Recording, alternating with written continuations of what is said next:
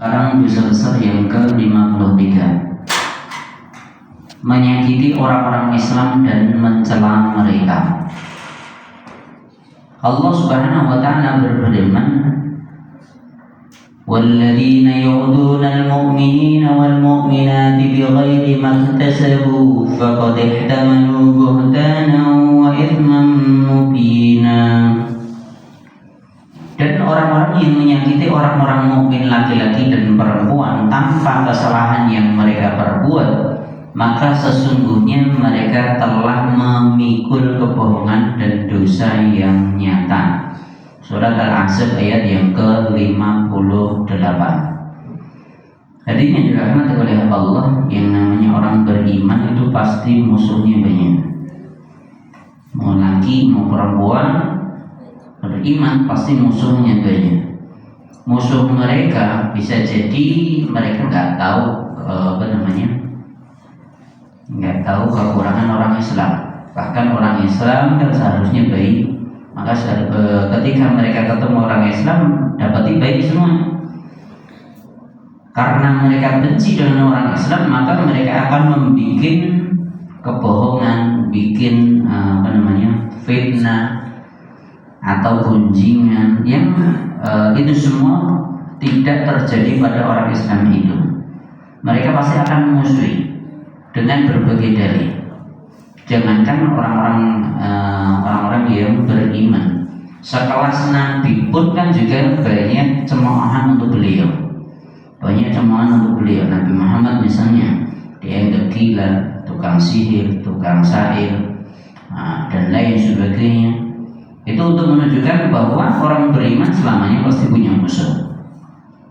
Dan kita tidak perlu jauh-jauh, bahkan di generasi awal manusia, di zamannya Nabi Adam alaihi salatu wassalam, itu peperangan atau pertengkaran antara hak dan batil selamanya akan terjadi. Ada putra Nabi Adam alaihi salatu wassalam, ada Qabil dan Habil. Qabil bunuh saudaranya Habil, dan wallahu ta'ala bisawab, dengan berbagai sebab yang terjadi pada waktu itu. Ya, begitu pula nanti di generasi setelahnya pun sama.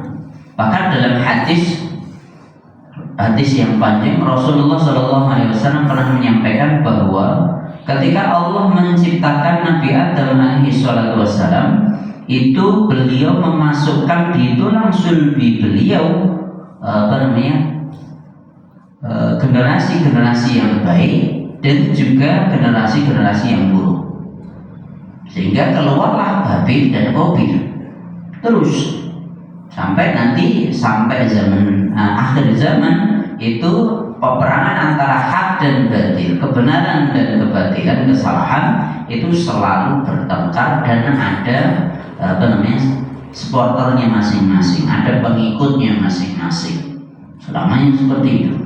Nah, di bab ini termasuk dosa besar orang yang mereka itu menyakiti orang beriman laki maupun perempuan. Jadi yang menyakiti ini sebenarnya juga ditujukan untuk sesama muslim. Na'udzubillah. Untuk orang yang sesama muslim, mereka menyakiti muslim yang lain. Dan mereka mengganggu orang Islam bighairi maktasabu. Tuduhan-tuduhan itu tidak dilakukan oleh orang Islam, namun difitnahkan. Faqad ihtamalu buhtanan wa itsman mubina. Maka mereka memikul kebohongan dan dosa yang nyata. Dan yang sebelumnya pernah saya sampaikan kaitan dengan Aisyah radhiyallahu anha, itu dituduh selingkuh misalnya, padahal itu tidak terjadi. Jadi hanya sekedar lihat Sofwan sahabat Nabi nuntun ontanya dinaiki oleh Aisyah, langsung Aisyah dituduh dengan tuduhan zina. Na'udzubillah min syarri dzalik. Jadi itu orang-orang seperti inilah yang dimaksud dalam ayat ini. Dan ini pun juga bisa jadi terjadi pada diri kita. Sesama muslim dituduh, beda kelompok, beda pemahaman, langsung dituduh, dijudge. disalah-salahkan, atau intinya supaya orang-orang tidak ikut mereka. Padahal bisa jadi pendapat yang berbeda memang itu bersumber dari ulama-ulama sebelumnya. Jadi hal-hal seperti ini jangan sampai terjadi pada diri kita. Kalau sampai itu terjadi dilakukan oleh orang yang ngakunya muslim, ketahuilah bahwa dia sudah bikin kebohongan itu, dan jelas dia akan mendapatkan dosa yang nyata, pasti masuk ke dalam neraka karena kesalahan-kesalahan ini bila mana dia tidak mau bertobat. Na'udzubillah min syarri dzalik. Lebih-lebih bila mana dibarengi dengan sifat hasad, na'udzubillah. Jadi beda kelompok, yang satu pengikutnya banyak, kok saya ngisi kajian yang datang cuma dikit ya, hasad akhirnya. Karena hasad seperti ini dia bikin omongan dipelintir, video di media sosial dipotong-potong. Nah, misalnya yang terjadi seperti itu, hal-hal seperti itu yang menyebabkan nanti perpecahan tambah lebar antara kelompok di sesama muslim itu.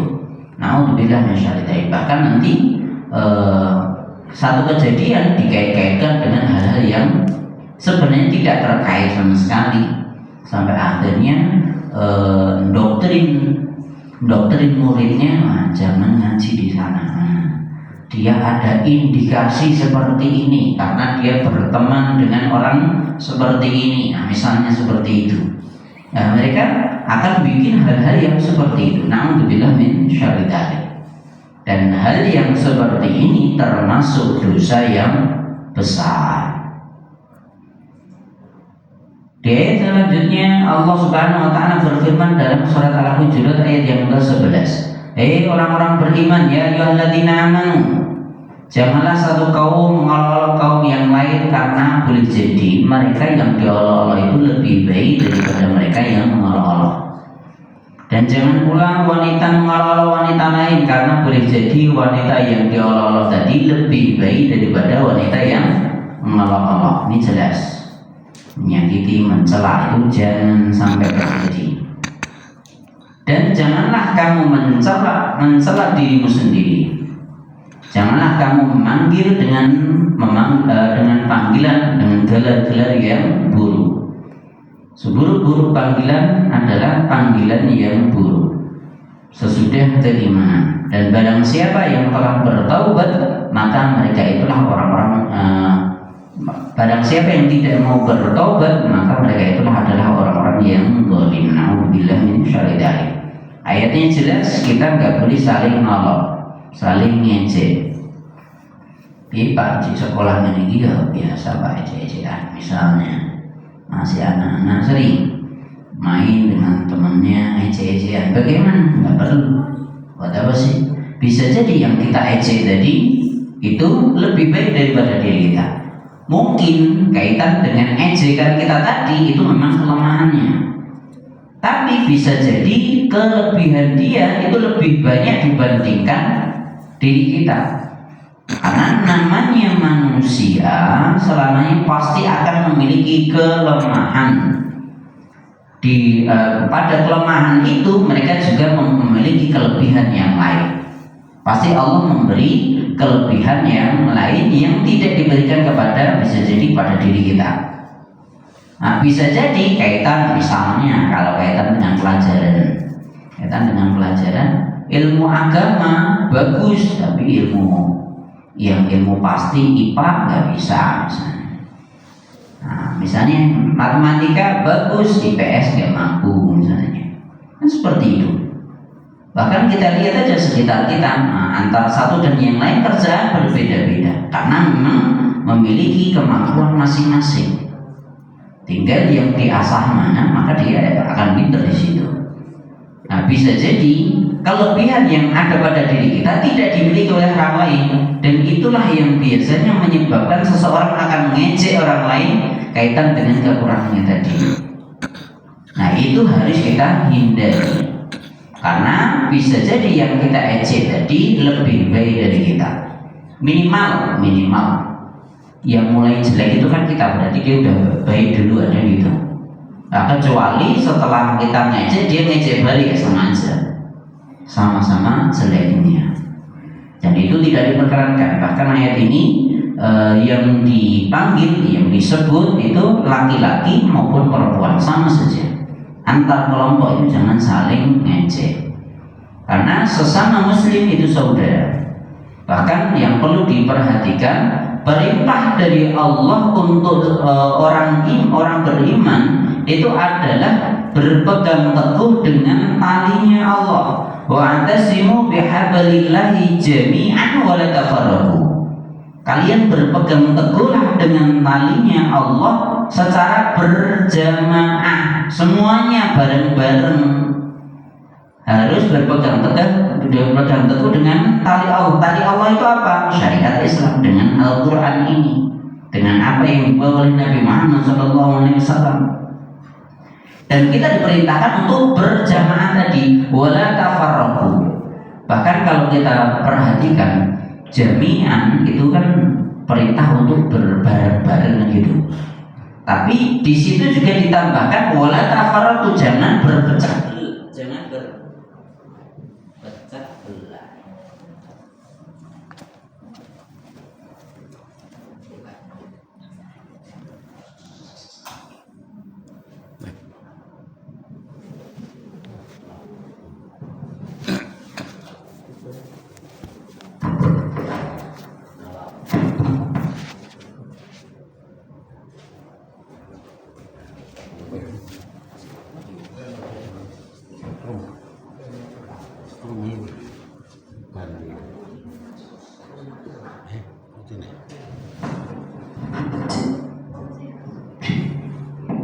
Ya, kembali lagi. Dalam surat Ali Imran tadi disebutkan bahwa kita diperintahkan untuk berpegang teguh dengan talinya Allah jami'an, berjamaah, berarti bareng-bareng. Wala tafarraqu, di situ ditambahkan jangan berpecah belah. Jadi ketika kita mau berpegang teguh dengan Quran itu harus bareng-bareng, jangan sendirian, jangan berpecah belah, jangan berbeda-beda dengan kelompok yang lain. Perintahnya sama aslinya, kalau berkumpul itu pasti tidak berpecah belah, kalau tidak berpecah belah itu pasti bareng-bareng. Tapi di situ disebutkan dua-duanya untuk menunjukkan bahwa diri kita diperintahkan untuk bersatu. Sebagai orang Islam itu harus bersatu bareng-bareng. Kalau bareng-bareng orang Islam akan kuat. Tapi kalau sendiri-sendiri ya udah, pasti yang satunya dipreteli, ya yang lain cuma diem saja. Misalnya dulu HTI misalnya itu dicabut, nah kita yang lain misalnya diem aja. Terus selanjutnya FPI juga izinnya dicabut misalnya, ya kita mau ngapain? Diem aja. Nah padahal seharusnya itu semua harus berkumpul bareng, jalan bareng. Dan kebanyakan diri kita mikir kelompoknya masing-masing. Bahkan di dalam Al-Quran disebutkan wala takunu minal musyrikin, janganlah kalian termasuk orang-orang yang mensekutukan Allah, termasuk orang-orang musyrik. Ciri-cirinya apa? Minal ladzina farraqu dinahum wa kanu syi'an. Yakni yang mereka itu memecah belah dari agamanya dan akhirnya berpuak-puak, berkelompok-kelompok, berpartai-partai, bergolong-golongan. Dan ciri-ciri mereka itu kullu hizbin bima ladaihim farihun. Tiap golongan, tiap kelompok itu tadi senang bangga dengan kelompoknya. Nah, kalau sudah sampai seperti ini, itulah sifatnya orang-orang musyrik. Maka dari itu kita harus jadikan, misalnya kalau di Indonesia faktanya udah berpecah belah gitu kok Pak misalnya. Nah, pecah belah ini jangan sampai diperuncing dengan perbedaan-perbedaan itu. Udah kita jalan sesuai dengan porsi kita. Kita mampunya apa jalan. Tegakkan Islam, jangan cari musuh sesama Islam kalau malah jadi musuhan. Naudzubillah min syarri dzalik. Bahkan seperti yang sebelumnya sudah saya sampaikan di bab sebelumnya kan kaitan dengan tetangga kan gitu kan. Kaitan dengan tetangga bisa jadi banyak orang yang ngakunya muslim dengan sesama muslim musuhan, tapi dengan orang yang bukan muslim malah baik. Kan kebalik. Padahal ayatnya jelas. Muhammadun Rasulullah, Muhammad itu adalah utusan Allah. Walladzina ma'ahu, dan orang-orang yang bersamanya itu asyidda'u 'alal kufar. Mereka tegas keras kepada orang-orang kafir. Ruhama'u bainahum, mereka saling berbelas kasih sayang di antara mereka. Dan kalau orang-orang di sekitar kita justru sebaliknya, kepada orang non-muslim malah baik, salam, santun, sapa, dan seterusnya. Tapi kepada sesama muslim ucapin salam aja oh, naudzubillah. Karena beda kelompoknya, ngajinya beda misalnya, ustadznya beda, masjidnya beda misalnya. Nah, karena perbedaan-perbedaan itulah yang nanti menyebabkan orang Islam tambah kecil, tambah gak bermanfaat. Dan itulah yang terjadi setelah kekhilafahan runtuh. Khilafah Utsmaniyah runtuh, ya Islam berpecah belah. Dipecah-pecah dengan adanya negara-negara yang di Arab itu, negara-negara Arab berpecah belah. Mereka cuma mementingkan mementingkan negara masing-masing, tidak mementingkan Islam. Seharusnya Islamlah yang menjadi penyatu mereka. Negara bisa berbeda, tapi cara berpikirnya mereka harus bersatu dalam Islamnya. Na'udzubillah min syarri dzalik. Misalnya ada Palestina dihancurkan sama Israel, kanan kirinya Palestina itu semua muslim. Kanan kirinya ada Mesir, ada Saudi. Begitu pula negara tetangganya muslim semua, negara besar, negara kuat. Tapi justru mereka jadi teman-temannya musuh Islam. Yang Islam yang dihancurkan justru tidak dibantu. Na'udzubillah min syarri dzalik. Itulah yang terjadi. Kembali lagi di sini. Bisa jadi jangan sampai kita mengejek orang yang mungkin berbeda dengan kita. Karena bisa jadi yang kita ejek tadi lebih baik, lebih mulia dibandingkan diri kita. Ya, nanti di ayat selanjutnya inna akramakum indallahi atqakum, kan gitu. Sesungguhnya orang yang paling mulia di antara kalian adalah orang yang paling takwa. Kaitan dengan takwa yang tahu siapa? Hanya Allah Subhanahu wa taala. Kita lanjutkan ayat yang ke-12. Dan janganlah kamu mencari-cari kesalahan orang lain, dan janganlah sebagian kamu menggunjing sebagian yang lain. Ayat 12 dari surat Al-Hujurat. Jelas di dalam Islam kita nggak boleh tajasus, itu nggak boleh. Cari-cari kesalahan orang lain itu haram, nggak boleh. Nggak diajarkan dalam Islam. Jadi misalnya kita punya teman atau siapapun yang ada di sini, cari aja kesalahan, pasti dapat. Namanya manusia pasti tempatnya salah. Tapi bukan seperti itu caranya kaitan dengan amar ma'ruf nahi munkar. Adapun hadisnya yang diajarkan oleh Nabi SAW itu adalah man ra'a minkum munkaran falyughayyirhu biyadihi. Kalau kamu lihat kemungkaran ada pada orang lain, orang sekitarmu, perbaiki itu, gitu loh. Lakukan amar ma'ruf nahi munkar di situ, bukan mencari kesalahan orang lain. Jadi kesalahan orang lain itu bukan untuk dicari, tapi diperbaiki kalau kita nemu. Tapi bukan nyari-nyari. Kalau nyari pasti dapat, siapapun diri kita. Jangankan orang awam, ustadz sekalipun cari kesalahannya pasti dapat juga. Pasti ada, namanya manusia punya kesalahan. Jangankan ustaz sekelas Nabi aja pernah salah kok, gitu. Nabi Muhammad berapa kali ayat-ayat menunjukkan bahwa beliau salah langsung ditegur oleh Allah Subhanahu wa taala. Itu sekelas Nabi, lebih-lebih orang lain. Nabi Muhammad maksum, terjaga, iya, tapi faktanya pernah melakukan kesalahan, meskipun juga diampuni oleh Allah Subhanahu Wa Taala dari kesalahan-kesalahan itu. Bahkan Nabi pun juga pernah sholat salah, ya udah, salah manusiawi, lupa manusiawi. Ya udah, sebagai makmum udah tinggal mengucapkan subhanallah, itu aja. Nah setelah itu ya udah, dia kan udah baik, selesai. Nah ini yang perlu diperhatikan, jangan sampai kita tajassus mencari-cari kesalahan orang lain.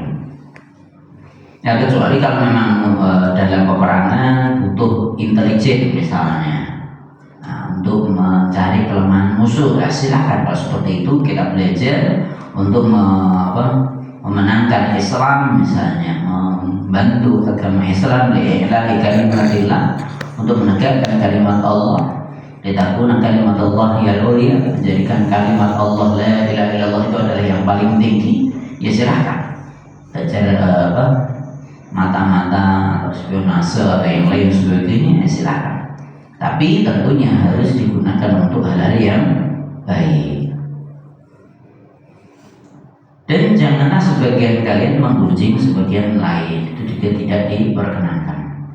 Rasulullah SAW pernah bersabda, Inna syarran nasi manzilatan indallahi man tarakahu aw wada'ahun nasu ittiqa'a fuhsyihi. Sesungguhnya orang yang paling buruk kedudukannya di sisi Allah itu adalah orang yang ditinggalkan oleh orang-orang sekitarnya karena mereka khawatir terkena perilaku bejat dia. Jadi kan ada orang-orang ini, orang seperti ini adalah orang yang paling rendah derajatnya. Siapa mereka? Ini orang-orang yang orang lain menjauhi dia karena dekat sama dia ini orang dicaci, mesti dielek-elek, mesti di naudzubillah, atau dikeplai misalnya, atau sifat-sifat jelek dia. Intinya orang-orang menjauhi dia karena takut kalau dekat dengan dia terkena kejelekannya.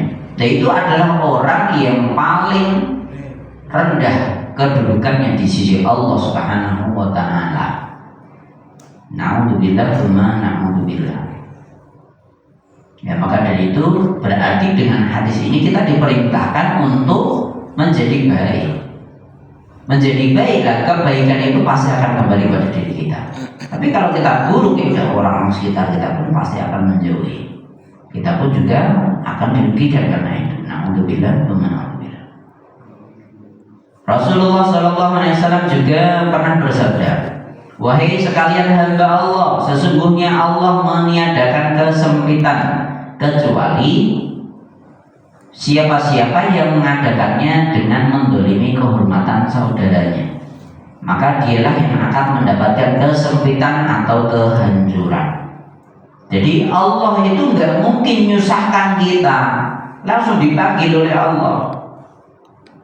Ya, langsung dipanggil oleh Rasulullah. Jadi Allah itu nggak mungkin menyusahkan seorang hamba kecuali karena dia menyusahkan orang lain.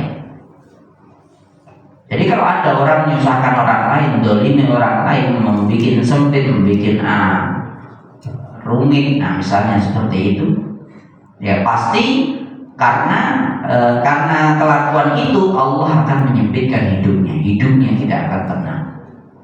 Allah bikin hidupnya susah. Na'udzubillah min syaitan. Nah, maka sebaliknya kalau kita pengen dimudahkan oleh Allah urusan kita, yang mudahkan urusan orang lain. Hadisnya jelas dalam hadis Arba'in sebutkan seperti itu. Kalau kamu bantu kesusahan orang lain, Allah akan bantu kesusahanmu, kan gitu. Mudahkan urusan orang lain, Allah akan mudahkan urusanmu. Itu hadisnya jelas. Dalam hadis Arba'in disebutkan seperti itu. Di hadis yang lain beliau juga pernah bersabda, kullu muslim 'alal muslim haramun damuhu wa maluhu wa irduhu. Setiap muslim atas muslim yang lain itu haram darahnya, haram hartanya, dan haram kehormatannya. Maksudnya apa adanya? Ini hadisnya sebenarnya panjang, sebenarnya panjang, ini kaitan dengan hadis yang masyhur.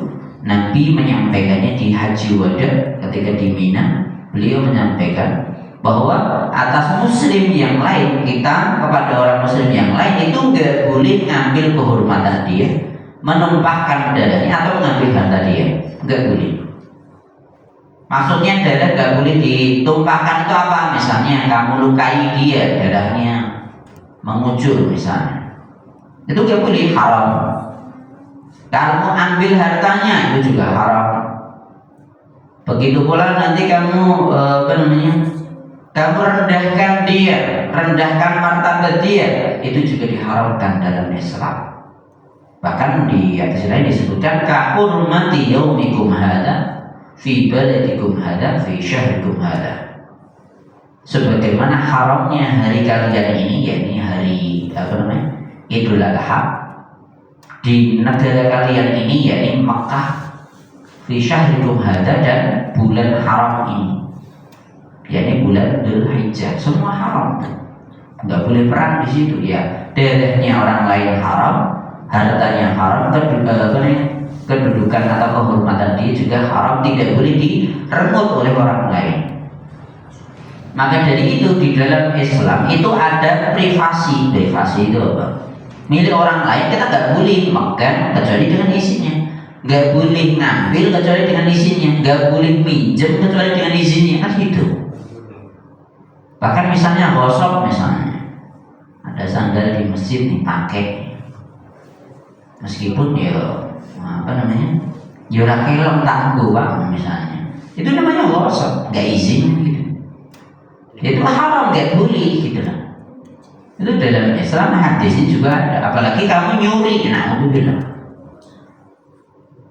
Jadi hal-hal seperti ini harus diperhatikan. Nggak boleh apalagi kamu membunuh atau mencela, merendahkan. Nah, hal-hal tersebut diharamkan oleh Allah dan termasuk dosa besar. Di hadis yang lain disebutkan al-muslimu akhul muslim. Orang muslim satu itu adalah saudara muslim yang lain. La yamlimuhu, gak boleh mendolimi dia. Wala yahduruhu, dan tidak boleh menghinanya. Wala yahqiruhu, tidak boleh meremehkannya. At-taqwa hahuna, takwa itu di sini. Wa yushiru ila sadri salah samarat. Beliau menunjuk di dadanya 3 kali. Bihasbi imri'in minasyarri ayyahqira akhahu muslim. Keburukan seseorang itu diukur dari sejauh mana dia meremehkan saudaranya. Berarti dalam Islam itu tidak diajarkan saling meremehkan, tidak boleh. Justru harus saling memuliakan, mengagungkan, gitu, menghormati. Itulah yang diajarkan. Maka lebih nanti kaitan dengan dalam Islam, man laisa minna, bukan kelompok kami, bukan orang Islam, bukan bersama Nabi. Laisa minna man lam yarham shaghirana, tidak belas kasih dengan orang yang lebih kecil, anak yang lebih kecil, tidak belas kasih. Wa yuqiru kabirana, meremehkan orang yang lebih tua. Wa la ya'rif haqqa dhi ilmina, dan dia tidak tahu hak yang harus dia tunaikan kepada orang yang punya ilmu. Tidak menghormati guru, itu bukan kelompok orang Islam, bukan kelompoknya Nabi Muhammad SAW. Orang Islam pasti menyayangi orang yang lebih kecil, menghormati yang lebih tua, menghormati gurunya. Gak boleh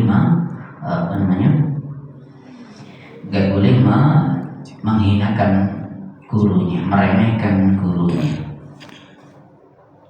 Bukan berarti sebagai guru itu gila hormat, enggak. Sebenarnya menghormati guru itu kebutuhan, bukan kebutuhan guru. Guru mengajarkan dirimu berbuat hormat kepada dirimu, kepada gurunya, kepada dirinya. Itu bukan berarti gurunya butuh hormatmu, tidak. Itu kebutuhanmu sendiri. Karena bila mana kamu menghormati gurumu, cinta dengan gurumu, ilmu yang disampaikan guru berkah. Tapi kalau kamu remehkan gurumu nyampe ke Bowe itu nggak sampai. Nggak sampai, nggak akan berkah. Bisa jadi kamu pinter, bisa jadi ketika ujian kamu nilainya bagus. Tapi kalau kamu nggak menghormati gurumu, nggak ada berkah. Berkah itu apa toh? Berapa banyak orang yang ketika sekolah dia ranking 1 terus rankingnya tinggi, 10 besar, 3 besar, bahkan bisa jadi 1 terus. Tapi ketika dia udah lulus entah SMA, setelah itu udah kuliah ya nilainya terpaling bagus goblok misalnya. Tapi ketika kerja nggak bisa ngapa-ngapain, nggak berkah ilmunya. Itu sering terjadi. Bahkan bisa jadi orang yang sekolah biasa sekolah ibu, nilainya orang elek, rapih, biasa.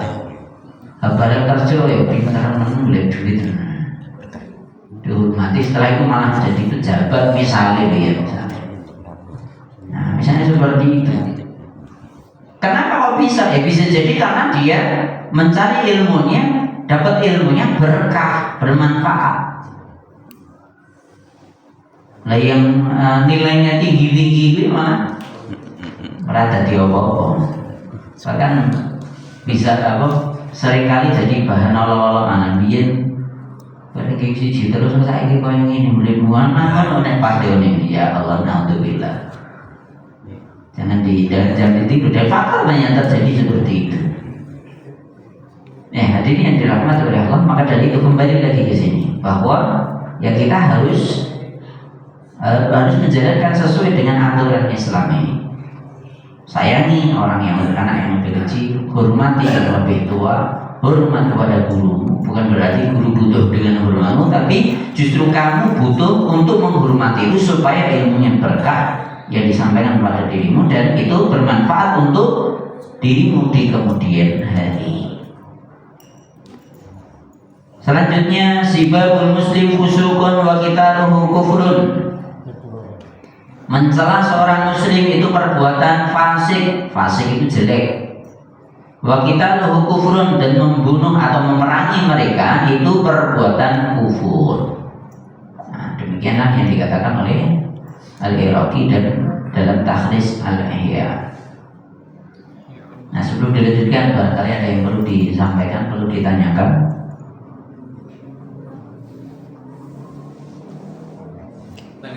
Monggo silakan. Assalamualaikum warahmatullahi wabarakatuh. Waalaikumsalam.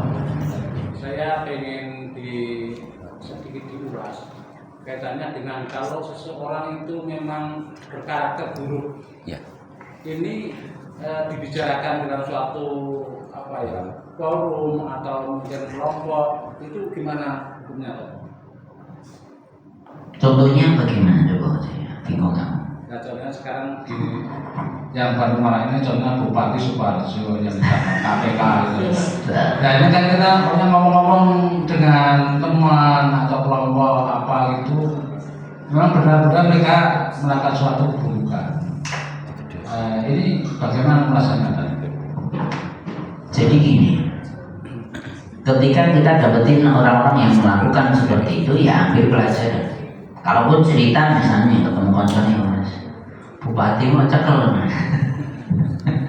Saya tinggalnya di Sukoharjo kan itu ya, tinggalnya di Sukoharjo, meskipun KTP-nya Solo kan tinggalnya di Sukoharjo. Nah, misalnya dia ngomong bupati mau kecekel aja, ya ambil pelajarannya aja. Jadi nggak bisa kita sombong gitu loh.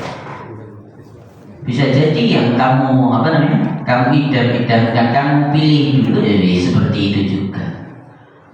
Dan itu tentunya ya atas bantuanmu dia bisa naik gitu. Harus hati-hati makanya ketika pilih misalnya bupati kayak atau apa yang naik sebagainya sama semuanya. Nah, wallahu ta'ala a'lam. Tapi gini. Kalau guru saya dulu bilang sekarang itu tinggal kita tikar duduk ngopi, lihat aja itu pertengkaran antara orang-orang yang ada di atas itu. Udah gitu aja, ngapain? Kita saksikan aja. Itu kan Tengkar kenapa ya rebutan kursi kan ngono wae. Rebutan kue gitu aja nggak dapat ya nesu ngono wae. Saling saling tunjuk. Bahkan misalnya ya apa ya? Emas pirang gram ya? Pirang kilo, pirang gram ya. Ya, 74 ya. Padahal emas nih gue mau nasi 72. Iki lebih oke 74 emas 74 kilo loh ya Allah. Ada bobotku ya tadi apa kau macam? Emas ya Allah. Jadi uang dari mana? Gaji nggak mungkin dia baru jadi menduduki kedudukan itu berapa tahun dia udah dapat itu. Misalnya seperti itu, yaitu buat pelajaran saja, buat pelajaran. Maka dari itu ya jangan sampai kita itu sombong ketika melihat hal yang seperti ini. Makanya dulu sebelumnya sudah saya sampaikan salah satu doa yang disampaikan oleh Rasulullah SAW dari Abu Hurairah, diriwayatkan oleh Imam Tirmidzi, disahihkan oleh Imam Al-Albani. Man ra'a mubtalan faqala, barang siapa yang melihat orang yang terkena musibah atau misalnya ketangkap menungui misalnya, lantas dia berdoa, alhamdulillahilladzi afani mimma btalaka bihi wa faddalani ala katsirin mimman khalaqa tafdila. Kalau doa dengan doa ini, lam yusibhu dzalikal bala'u, maka orang yang mau berdoa tadi dia tidak akan terkena musibah yang sama yang menimpa orang tadi. Jadi kita doa aja, ketika lihat seperti ini udah doa supaya kita enggak ikut-ikut seperti itu gitu. Ya ikut-ikut seperti itu. Yang penting yaitu kejelekan untuk disampaikan itu bukan untuk ngece atau apa enggak, tapi untuk pelajaran buat kita. Jangan sok suci gitu loh. Nah, begitu pula jaksa yang tadi yang 74 kilogram emas tadi itu kan sebelumnya juga memperingati hari anti korupsi di tahun lalu. Saya kita cekel karena korupsi segitu kan ya makanya kita harus sinkron gitu loh. Yang kita lakukan dan yang kita omongkan, yang ada di dalam hati itu semuanya harus sinkron. Dan itu sesuai dengan iman. Iman itu kan diyakini dalam hati, diucapkan dengan lisan, dan dibuktikan dengan perbuatan. Nah, ketika kita melakukan, misalnya tadi kita memperingati hari anti korupsi, nah, dia memperingati ya, kudune kan ya dia nggak melakukan itu ya. Kalau malah korupsinya segede itu belum duitnya itu baru masih dong kita. Duitnya dihitung berapa? 500 miliar. Hah? Alhamdulillah. Berarti Aku ra itu kan. Oke lah. Ini dulu sing dolar, barang namanya sing dolar, hanya sing duit banyak. Jadi hal-hal seperti itu untuk apa? Pelajaran buat kita. Jadi Allah pengen menunjukkan kepada diri kita bahwa ya kalau pengen cepat kaya ngono ku ya iso, tapi nek ketangkap ya jane yo penak jane le, tak jane. Enak nyambut. Penak. Sing korupsi ya sing 200 200 juga loh. 37 loh. 31. Yang triliun itu loh. Itu kan cuman penjara berapa tahun? 6 tahun. Cuma 6 tahun didendanya 5.000 bulan aja kan ini. Tenang aja. Itu uang sebesar itu sebanyak itu.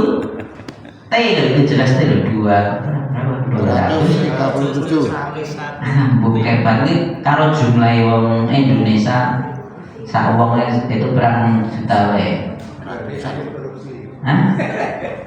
Kudune sak wong tiap orang dikasih 1 juta, iji turah kuwi. Tiap orang mau besar mau kecil semua dapat 1 juta, itu uangnya masih sisa. Dan itu baru taksiran harga, bisa jadi ya taksiran korupsi dia, bisa jadi yang dia korupsi lebih banyak dari itu. Nah, dibilang Nah, untuk bilang mensyariat. Dan itu cuma dipenjara 6 tahun, didenda 5.000. Aku kerja 6 tahun ya, Dek. Sak miliar terbarang oleh. Oh, penak aku ya. Ya penak yang dunia akhirnya berarti itu.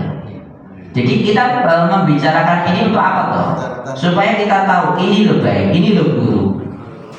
Sehingga kita nanti bisa memilih mana yang akan kita pilih, dan setiap pilihan ada konsekuensi. Kalau kita memilih sesuai dengan syariat pasti dapat pahala dari Allah. Tapi kalau melanggar syariat jelas dapat dosa. Nah gitu. Nah, ini hal-hal yang perlu diperhatikan. Makanya tadi di ayat yang pertama itu disebutkan bighairi maktasabu. Jadi mengucapkannya sesuatu yang tidak dilakukan oleh orang Islamnya. Jadi mengejek orang Islam tapi yang tidak dilakukan oleh orang Islam, yaitu baru dosa bohong, dia dapat dosa besar.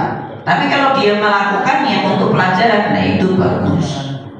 Maksudnya apa? Untuk pelajaran kita, jangan sampai melakukannya. Nah kecuali kalau hoax, fitnah, nah misalnya seperti itu, nah itu baru diharamkan oleh Allah Subhanahu wa ta'ala. Sebenarnya orang Indonesia itu kalau orang pintar oke, tapi orang jujur yang susah. Orang pintar bagus banyak, tapi orang jujur yang berat. Nah, maka dari itu kita harus usaha dilatih sejak kecil. Korupsi sosok ya dimulai dari hal yang kecil. Iya. Dan Ya, perlu pembiasaan juga. Pembiasaan dari kecil korupsi ya. Iya. Nah untuk kita syariat. Masih makan. Kancane. Korupsi waktu. Nah, Kurang melu. jangan sampai kita membiasakan itu dari hal-hal yang kecil. Bukan hak kita ambil keuntungan dari punya orang lain. Makanya contoh dari yang saya kasih contoh tadi, ghosab itu kan seperti itu, mengambil fasilitas orang lain, menggunakan fasilitas orang lainnya gitu. Kenapa kok ghosab? Lah aku nambuni sepatu, salahin mau sepatu, enggak mau bilang baik-baik sama yang punya. Kalau enggak cari tempat wudhu yang dekat dengan masjidnya gitu. Jadi jangan sampai ngambil fasilitas orang lain gitu. Itu jelas dalam Islam ghosab enggak boleh gitu. Nah, bisa jadi orang punya sandal itu nggak seneng sandalnya teles basah, itu nggak seneng kan, kadang seperti itu. Lah kita ini naik air wudhu, hati-hati kita teles sandalnya kayak burise. Sebenarnya kan ada orang-orang seperti itu. Kikrik nih setelah sholat terus sandal basah kan nggak enak, ada orang yang seperti itu ya. Dan ngono mati gosok diteles sisisan. Lah kadang seperti itu sandalnya sing harga mahal nih kan, sing enak kerdusnya nih kan, enak kerdusnya. Sandalnya jerune kerdus, jadi karena air rusak kan ada sandal seperti itu. Sandal mahal kan ada seperti itu. Lah ngono ditelesi wah mois. Ya Allah. Jadi terkadang seperti itu udah jelas gosok, merusak lagi, nah itu. Ya itu mulai dari hal yang kecil itu. Kalau itu dibiasakan ya nanti lama-kelamaan jadi punya kedudukan linggune kursi empuk ya semesti ngono lihat podo. Naudzubillah min syarri dzalik.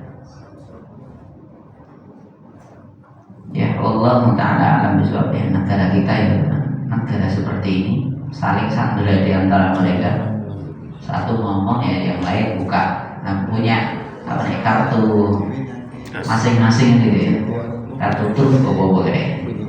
Nah, pegang iki kowe abang makake aku sih tak pakai gentingan mana tuh bela. Itu yang terjadi negara turut, tapi Allah taala Lebih-lebih negara yang memiliki banyak sumber daya justru biasanya dimiskinkan. Memang seperti itu. Kalau nggak punya apa-apa, justru pemerintahnya itu hati-hati dalam segala hal.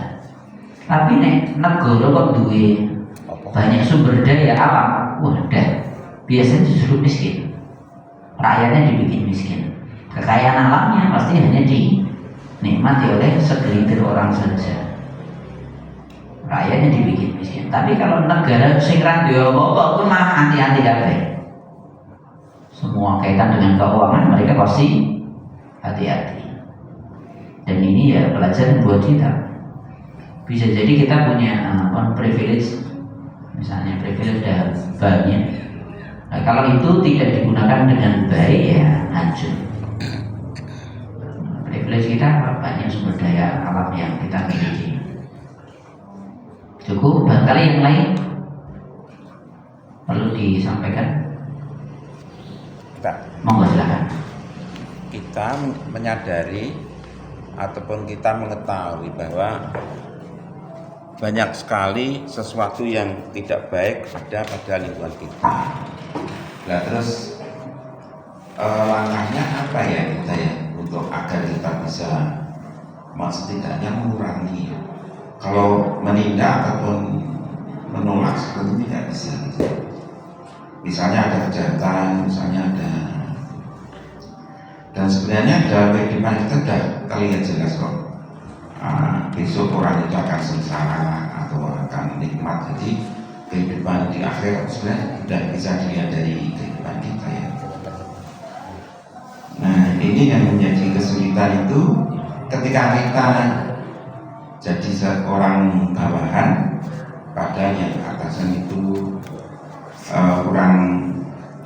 kurang betul, yang membetulkan tidak bisa. Itu terus langkahnya itu gimana gitu?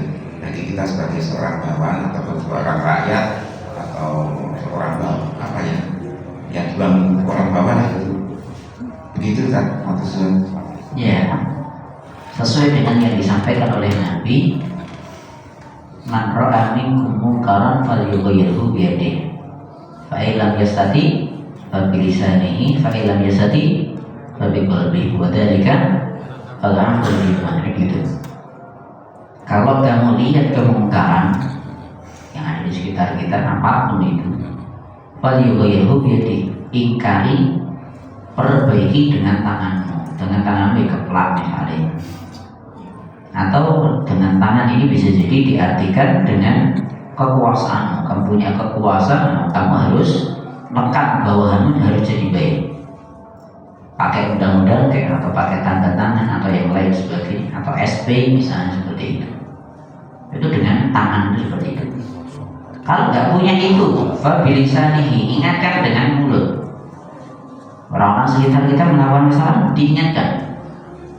Nggak mampu misalnya, nggak mampu melakukan itu, maka fabiqalbihi, minimal ketika ada orang melakukan itu hati kita nggak senang. Minimal hati kita nggak senang. Dan apalagi kalau orang udah biasa di tempat yang baik, memiliki kebiasaan yang baik, kalau melihat kebiasaan orang lain yang buruk pasti terlihat dari sikapnya, sikap diri kita ini.